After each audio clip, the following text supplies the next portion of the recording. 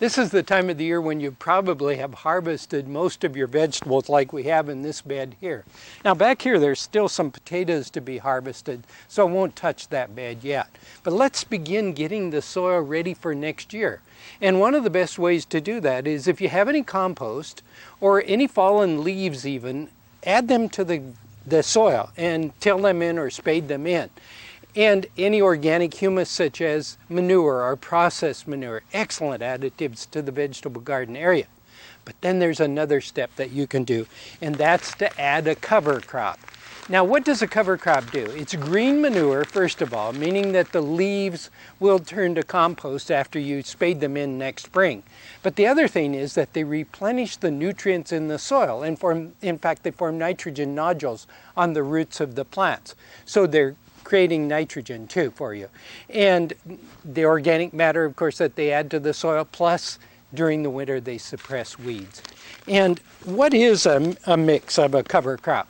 Well, in this particular case, I'm using Australian field peas, and this also has hairy vetch in it. It also has a winter rye grain in it. In addition to that, it has crimson clover. So I've spaded the soil and I've loosely raked it, kind of rough raked it, I'd say. And all we do then is to just kind of spread the seeds like this. And that'll give us a good mix over the top of this vegetable garden soil, like so. And I'll just take a minute to do almost all of the bed. I can in fact do it pretty well from here just by spreading the seed. And this will make a nice solid mass. It'll be very attractive, in fact, in addition to being very worthwhile.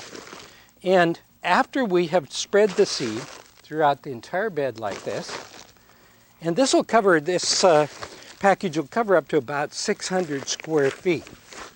All I do then is to take the rake and just rake the area, trying to get that seed, most of it at least, if I can, about 1/4 of an inch into the soil.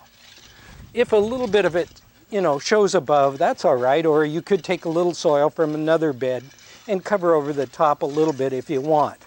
And basically, that's all you need to do to plant cover crop.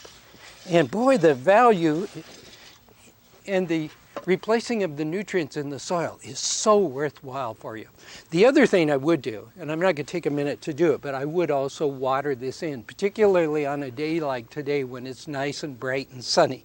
Get that seed started. And then in springtime, all we do is to spade it back into the soil, and voila, we've got beautiful organic matter back into the soil.